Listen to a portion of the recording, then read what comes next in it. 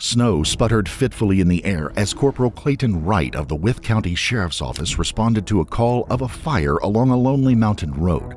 It was in the earliest hours of January 13, 2023, as he approached the small farmhouse and walked around to the back of the property to see a truck burning furiously.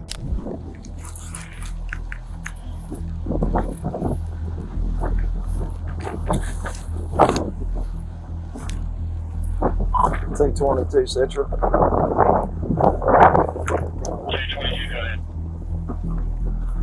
Central, it's going to be a pickup truck behind somebody's house.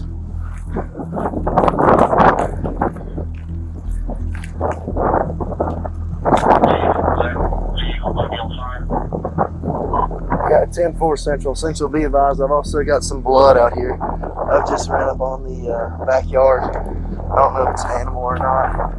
So start me a VSP unit.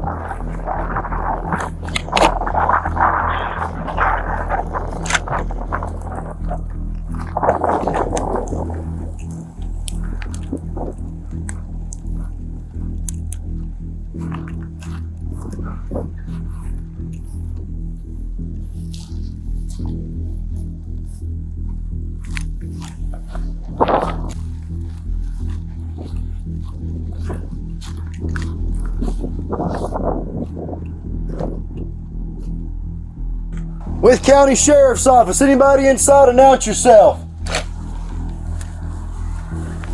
Wythe County Sheriff's Office, announce yourself.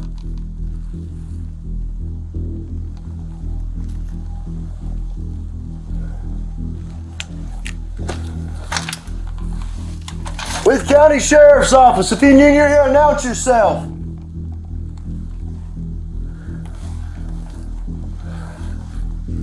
Holy shit.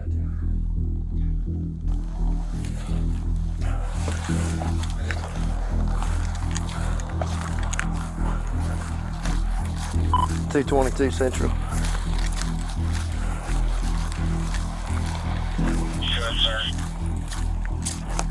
Central, be advised, I've got a lot of blood inside the back bedroom or back kitchen area. Door's going to be open on the residence.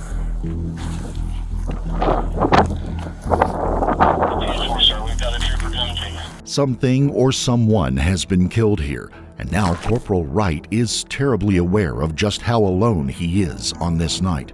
Or is he? Goddamn, I need a trooper now. I need another fucking unit. Wythe County Sheriff's Office, make yourself known! Car just got set on fire. Oh no. Come downstairs. Hands up, hands up, hands up, hands up. You're a cold-blooded killer, and you just shot somebody in your house for no reason other than you're just a bad person. You want them to die.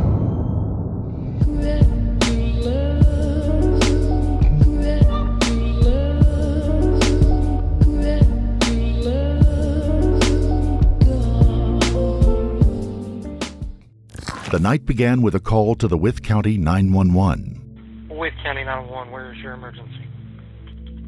Hi, I'm calling to report a fire in Rural Retreat.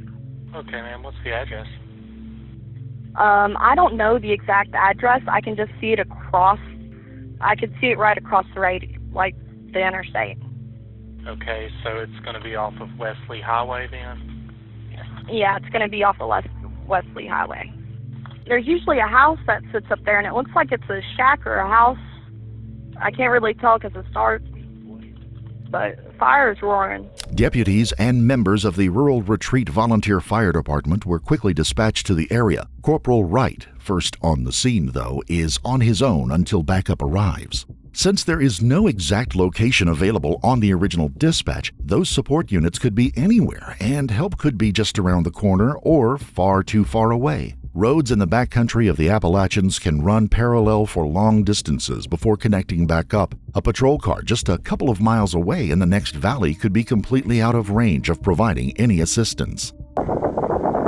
Goddamn, I need a trooper now. I need another fucking unit.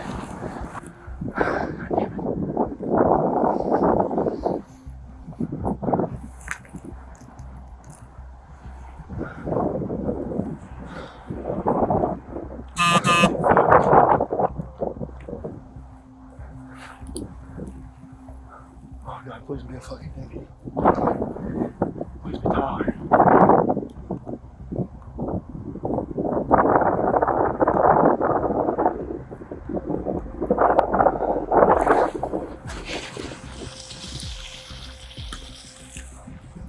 It's 8:22 Central. I just had a vehicle pull in. I believe it may be with fire department or rescue. I'm not sure. Sheriff's office. Yes, sir. Hey, man. Essentially, they're going to be with the rescue fire department. I don't know who's inside, man. Nobody should be in the vehicle. Vehicle's pretty much toast at this point. If you want to let fire know.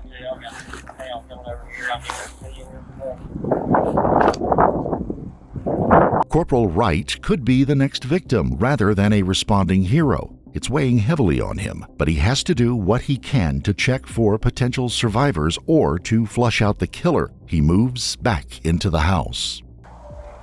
With County Sheriff's Office, if you're inside, announce yourself.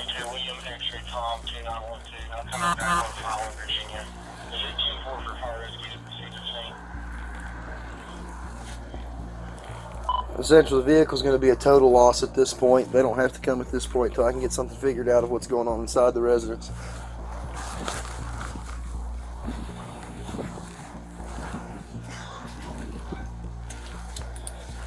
With County Sheriff's Office, if you're inside, announce yourself.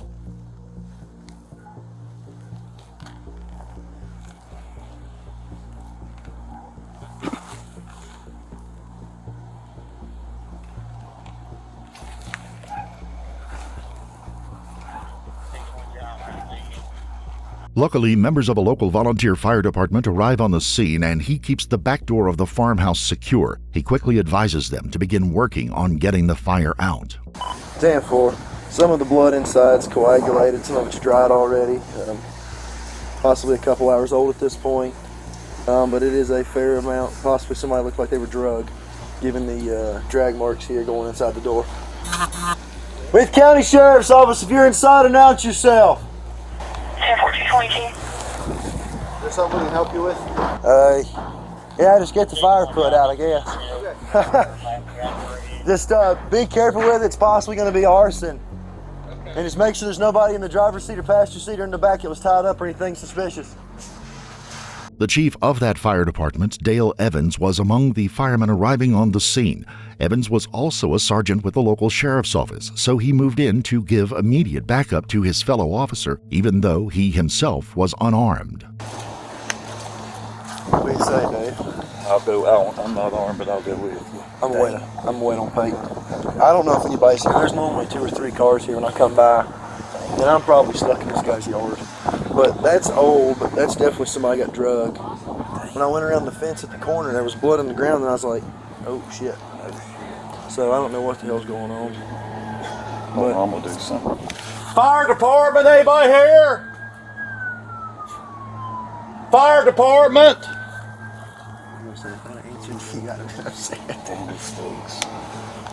I walked to about right there, and I was like, shit ain't worth being in the paper. Somebody's been drugged. A third officer arrives, this one armed with an AR-15, and the trio move into the home. Someone in the house who had been hiding upstairs announces themselves and heads down to the officers for protection. With County Sheriff's Office, make yourself known! Wait, right here. Don't move. You don't move. Understand me? Any weapons? What's wrong?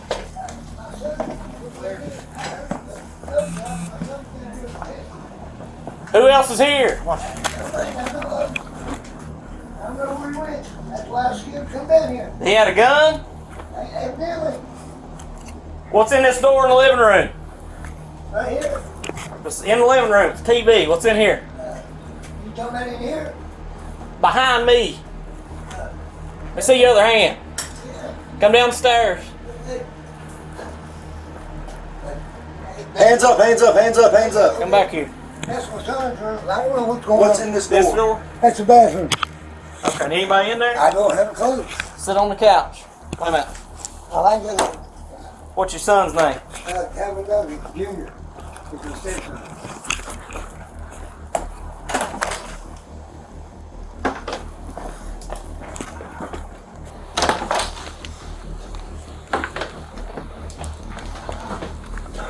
all I heard. Where's the last time where did he go? I don't know. He's traveling more than that anymore. How long ago? It's been about 6:30, about 2:30. Did he leave? I don't know. Did he shoot somebody?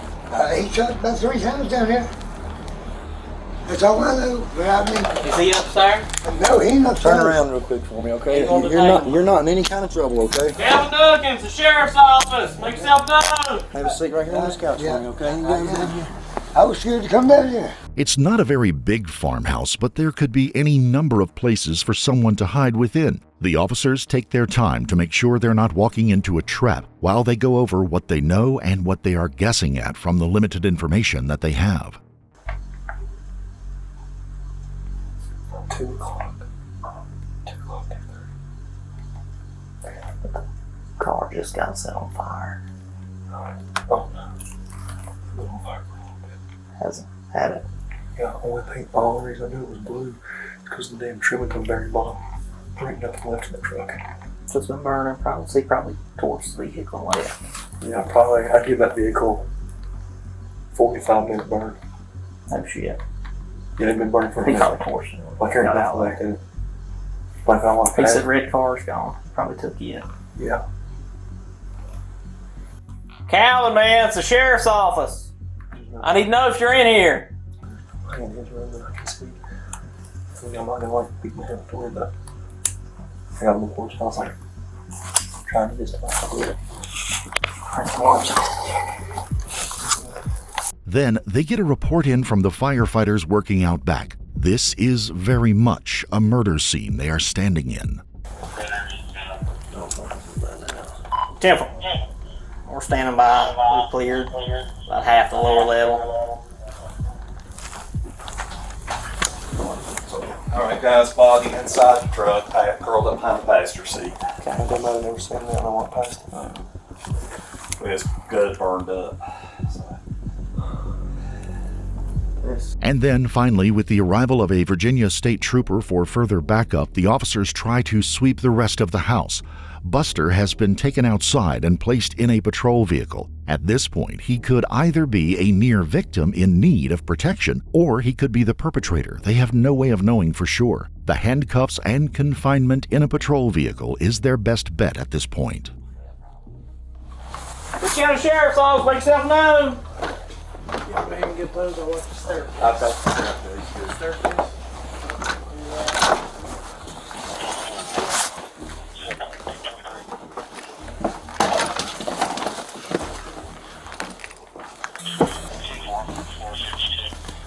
Bedroom's clear.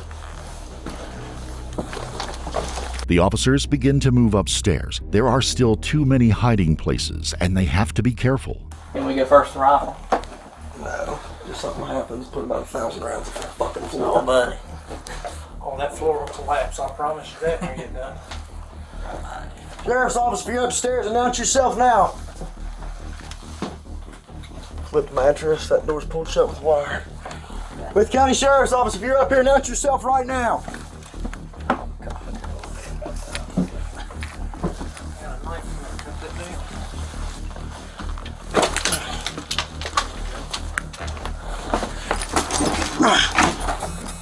Watch your backside, guys. Check door over there.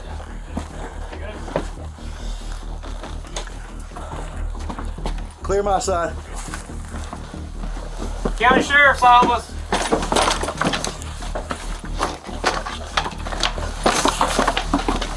Dog. Sheriff's office.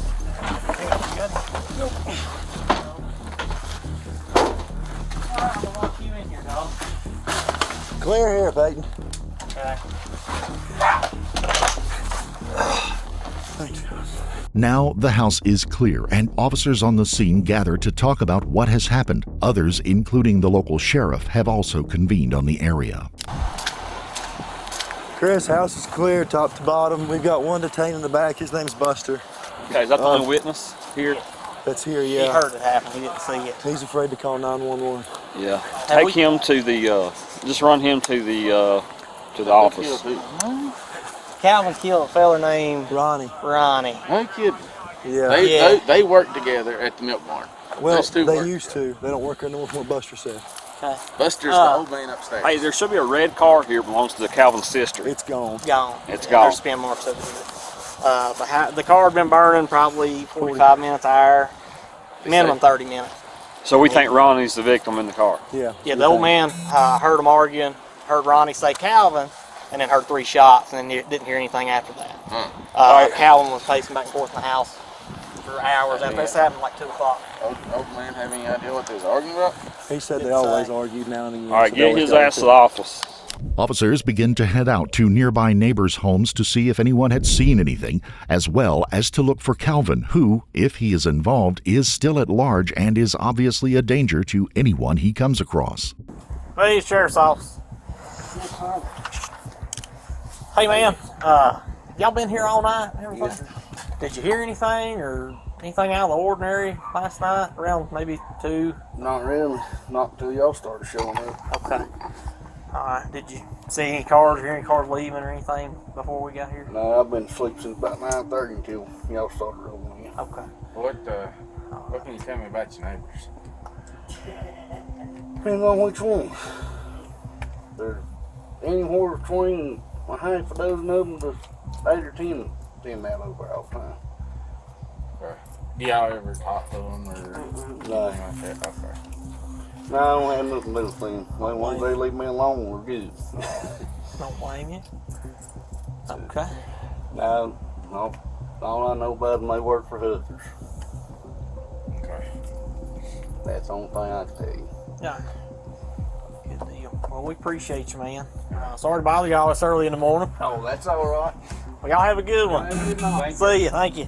Buster is taken back to the Wythe County Sheriff's Office in Wytheville, Virginia. He's taken in and placed in an interview room to wait to speak to detectives. At this point, they have found no signs of Calvin Duncan anywhere, so they have to treat Buster as a suspect. Morning, Mr. Wright. Morning. Sorry, it's a little chilly in here. Yeah, I ain't got no shoes on and I have my shorts on. Well, I'll see if we can't figure something out to get you some blankets or something, okay? I'll be alright.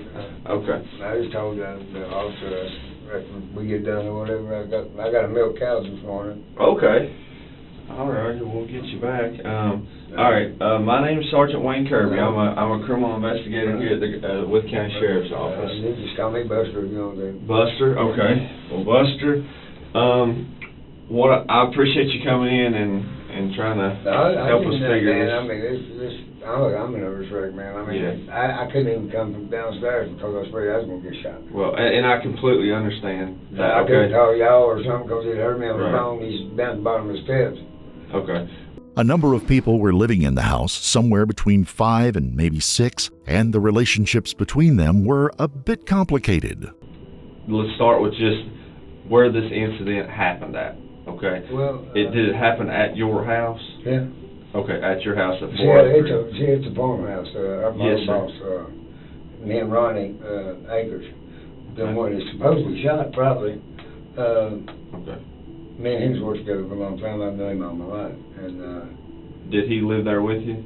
yeah, me and him got the farmhouse where we was going Okay. over 6 nights a week for Jim. And Okay. And what's his name? Ronnie Akers. Akers. Okay. So you and him both live in that house together. Yeah, right. Okay. Anybody else live in the house with Well, you? my stepdaughter, Calvin's sister, Teresa Lawson, and her boyfriend.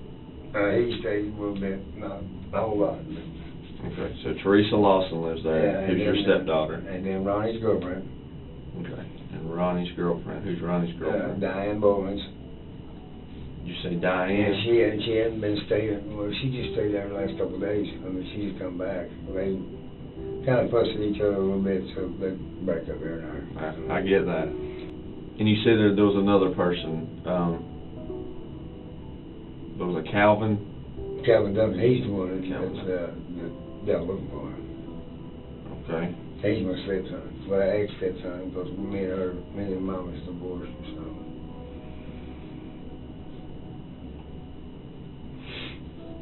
Okay. So I guess, I don't know if once your stepson, always your stepson, or how that works. But I mean, I've always been dad's though, because I raised him since he was little. Okay. Well, that's good But enough. I just don't like the situation. Now does Calvin Duncan, does he live there too? Yeah.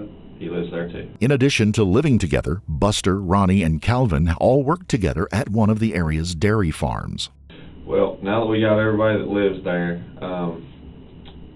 what's took place this tonight? Well, a few days before today, Calvin is paranoid schizophrenic. Okay. He thinks the cartels after him. He thinks the white, whatever they call them, after him. He just thinks people's after him. Okay. And then I had to stay in his room with him one night because he thought the walls were moving, the window was moving, somebody was looking in the window. He looked out in the field out the window and said, "Man, there's a bunch of them." It's a bunch of who? And So for the last few days, Calvin's been worried about the cartel coming out? Yeah, more about just people in general. I mean, he thinks people's coming out of the walls at the house, and he thinks we're hiding in the walls, and he thinks they're in another room talking to one of us. Or I said, "That ain't nobody in here." Yeah. He's been going through this just about a couple of weeks now, and it's got worse, and he's practically almost lost his mind. I mean, pretty much. He ain't no thinking process. But tonight, I had to go. I got off work early, and I went with my buddy at work, and I had to go file my taxes and stuff. So I come back home, shop a little bit, and got me some stuff. Okay. And Calvin kept coming out of his bedroom, and I don't know where Diane and Ronnie had went, but I know Ronnie had came back, but I'll give you that in a minute. But see, they left. I can't remember, about 10 o'clock, I think it was, maybe something till 10. And Calvin kept coming out of his room and hollering up, not hollering, but talking out those sides. "Anybody up?" I've been out here talking to my damn self. And I said, "Well, I'm laying down, son. I got to work in the morning." So, I mean, that was, he just mumbled something and went on back in his room. They'd come out, they'd come in, they'd come out. So at about 2 o'clock, I think it was, Ronnie came back. Diane had a blood clot. And that was 2 o'clock this morning? Yeah. Okay. And I gave him a half-pack of cigarettes because he didn't have nothing. Said he was going to work. He had to go back down to milk. Okay, and that was Ronnie? Yeah. Okay. And he said Diane stayed in town tonight because she had a blood clot or something in her leg. And did she stay at the hospital or something? No, she stayed with a friend. Okay. But that was about 2 o'clock. Okay. Diane didn't come back that evening, leaving just Ronnie downstairs after Buster retreated to his part of the house upstairs. And I had just given him the cigarettes, and I went back up there and just sat on the edge of the bed. I usually sleep on the couch downstairs, I don't like it upstairs, but yes, sir. I just went up there and sat on the edge of the bed, and I keep my clothes and stuff in there. And about 15 minutes later, I heard a shot. Okay. And I heard another shot. And after the first shot, before the first shot, I heard somebody holler, "Calvin." Like they was surprised, or like they was getting a gun pointed at them, and they was shocked, "Calvin." And next thing I know, the first shot, I heard somebody hit the floor. And the second, then a couple of seconds went by, and then I heard another one. And by then I was just tore all the pieces. Now, when you say you heard a shot, a gunshot, was it in the house, outside of the house? It was in the house. It was in the house, downstairs? Yeah. You were upstairs? Yeah, and I was afraid to do it. I was afraid to call y'all. I was afraid to... I understand. Go ahead. Man, I thought I was going to get shot. Yes, sir. But, and then, after the first shot, I heard something hit the floor. After the first shot? Yeah. Okay. And then, you could tell if somebody's really heavy or something, they hit the floor. Yeah. And then back a couple seconds later, I heard the second shot. Okay. And then I heard him coming back through the hallway toward the bottom of the steps. And I was trying to do my best to be quiet. Yeah. Because, I didn't, if he's in that state of mind, I ain't nobody to him. If he's, While it's obvious to Buster what has happened, there is nothing he can do about it except try to stay out of the way and out of Calvin's sight. Yeah. I laid down and acted like I was sleeping. Yeah. And listening to. Right. But I wanted to use my phone and call 911, but I couldn't do it. I mean, Yeah, that's fine. I understand. but I was prepared for my life. But and then I don't know. He went back to the kitchen, and there's all kinds of racket. Like he was trying to move somebody or move something. Okay. Or through all of this, are you going off just sound, or did you actually see Calvin with your own eyes?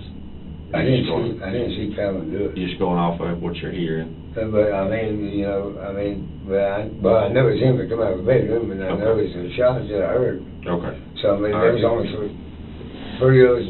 Right. Okay. All right.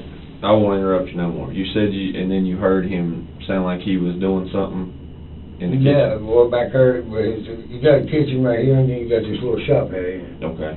Well, see, when the officers come make blood from the kitchen going out the shop area. Okay. So I figured, he was doing something with Ronnie or something. I don't know if Ronnie's still alive or not.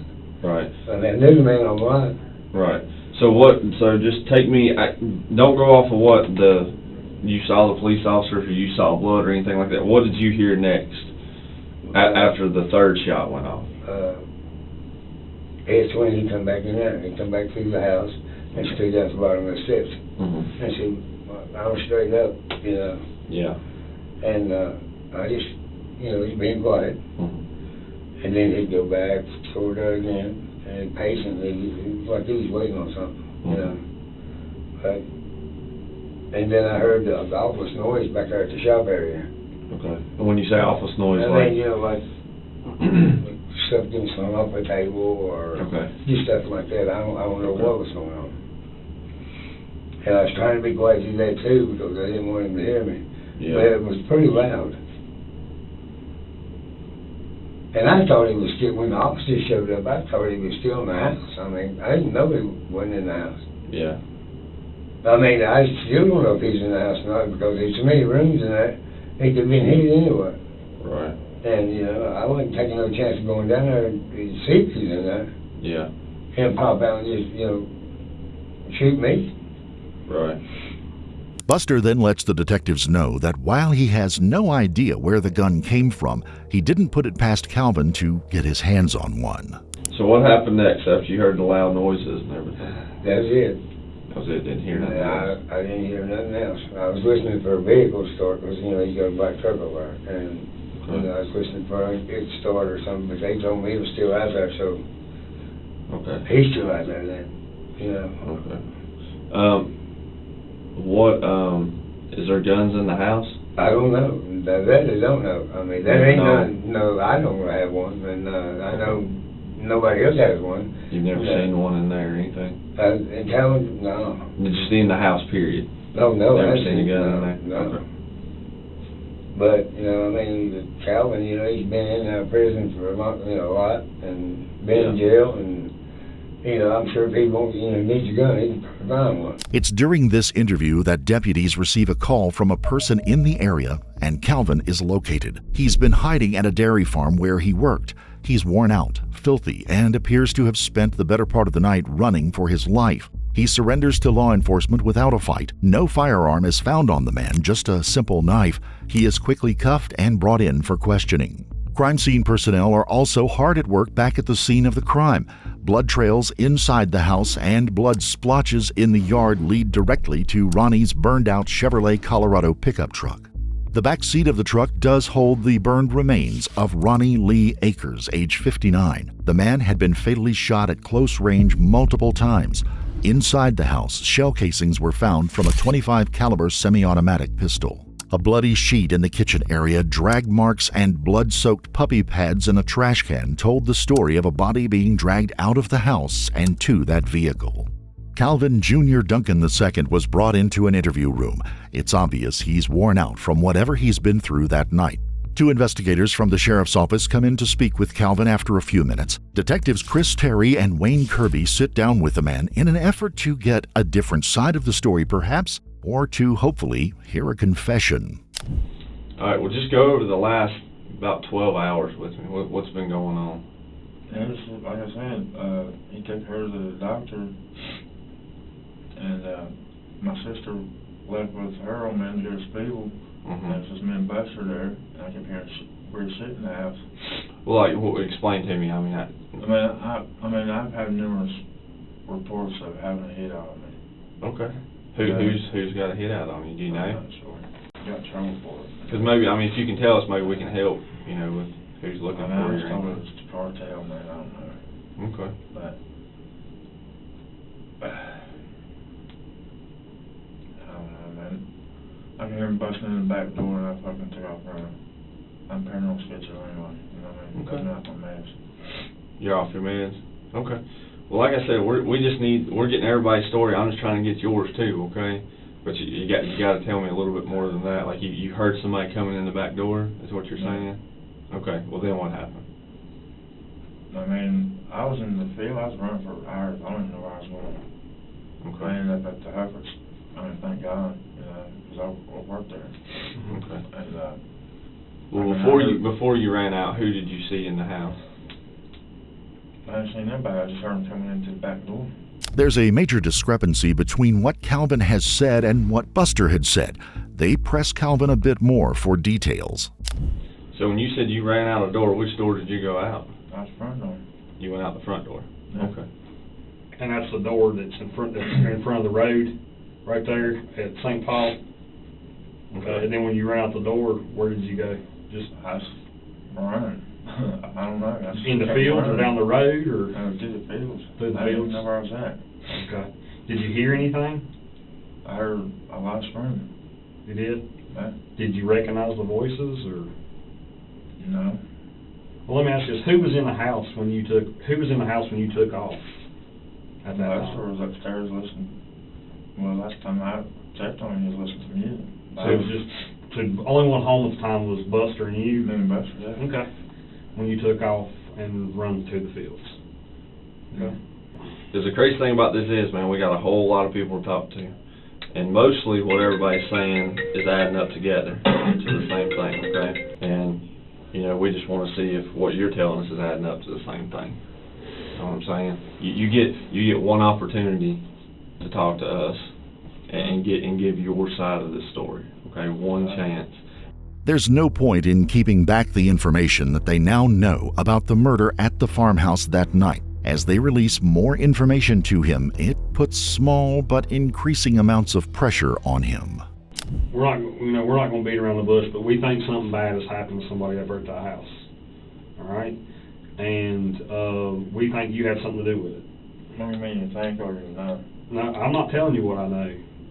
We're like I said, man, we're trying to get all sides of the story. Lives there, bro. That's why I'm asking you. Yeah. So.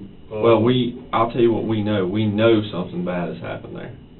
We know something bad's happened there, and that's why you're here. That's why we got other people here. We don't have time to sit and interview you 7 more times or anything like that. This is your chance to be honest with us and tell us what's going on. That way we can help you. But I'm telling you right now, you don't need to be scared of us because we're here to determine the facts of what happened. All right. The detectives spend the next few minutes explaining to Calvin that whether he tells them what really happened or not, evidence being collected at the scene will be telling a tale of that night's events. DNA, gunshot residues, witnesses will all be pointing a finger at whoever did this. They leave little doubt that they believe it will be pointing at him, yet Calvin holds strong. I'll tell you what I do know, all right? And it's not my job to give you everything that I know. But I do know that there was at least 3 people in that house, okay, before you shot out the house. And one of them being Buster, okay? There's at least 3, Mm-hmm. It's just me and Buster. So I don't believe that for a second. Well, apparently somebody was coming in the back door. So that would be 3 people if somebody was coming in the back door. Well, I mean, you have time to be looking at it like that, Yeah. So, and I think you know who that 3rd person was, is what I'm saying. And you don't want to tell us. I don't know why. Why won't you tell us who this 3rd person is? I don't know who it was. Okay. Because see, Calvin, I think you're lying to me about that. I got a reason why about that, man. I just told you everything I know about it. It's all I can tell you. Yeah. The detectives leave Calvin in the room to think about what he's said and to let things hang over him. Over the next 40 minutes, he sits alone in the room, uncomfortable but unharmed, left with himself and what happened that night. He's more bothered by the discomfort. Outside the room, search warrants for the man and his clothing are being sought and issued. Once the warrants have been approved, they come back to collect the evidence at hand. What do you want next? Go ahead and just peel your t-shirt off while you're sitting down. It'll be fine. He is provided with a Tyvek suit and is officially served with the warrants. They leave him alone in the room for another 10 minutes. The detectives come back to give him another chance to explain what happened. All right, Calvin, do you know why we took your clothes and why we swabbed your hands and all that stuff? She rubbed me all that. Do what? She rubbed me all that stuff. This man Okay, but I mean, do you understand why we have to do that and why we did it? Yeah. Okay. All right, your clothes has blood on it. Okay. Do you know whose blood it is? I'm lying where I've been crawling around and stuff, but not. Okay, it's not gonna be nobody else's blood? It's not No. gonna be nobody else's blood? Is there any reason why anybody else's blood should be on your clothes, or your hands, or anywhere on your body? Shouldn't be, really.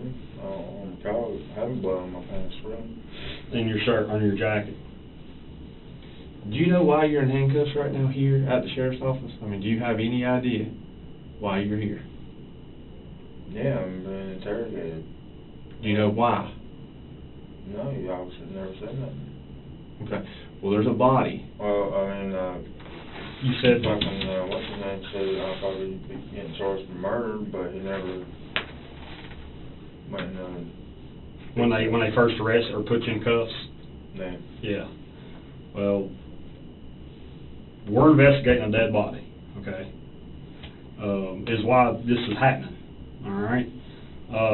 And I'll be honest with you, the reason why we are talking with you is because we think you have something to do with it, all right?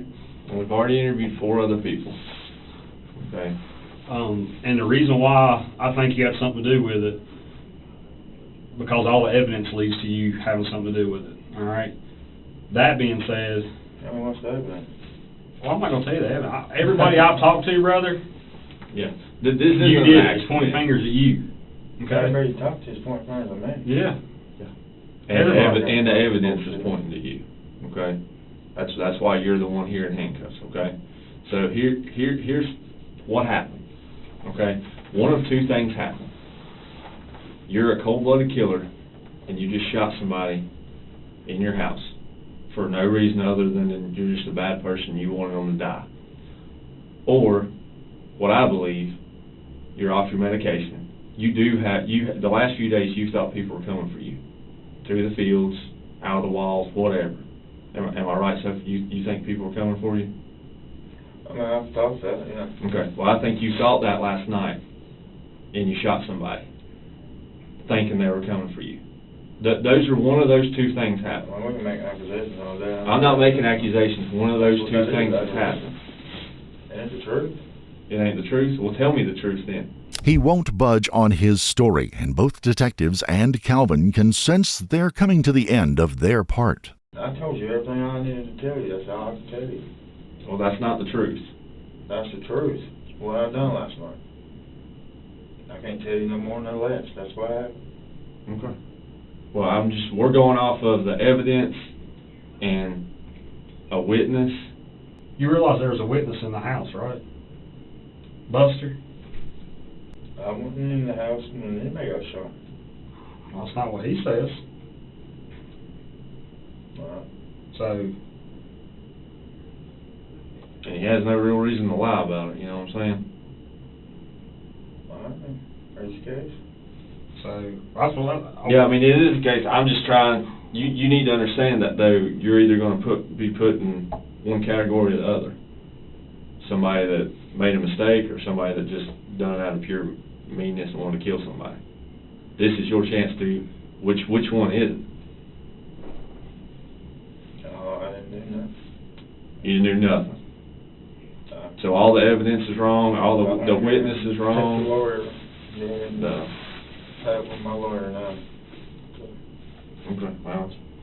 Alright, you're going to need one, partner. Yeah. We tried. Arrest warrants were served on Calvin, and he was taken to holding and then on to a jail cell. In October of 2024, Calvin would plead no contest to the charges of first-degree murder, use of a firearm in a felony, arson, possession of a firearm by a convicted felon, and disposal of a dead body. On January 16th of 2023, he would be sentenced to 44 years and 1 month in prison. He is currently serving his time at the Nottoway Correctional Center in Burkesville, Virginia. He will be eligible for release in 2066.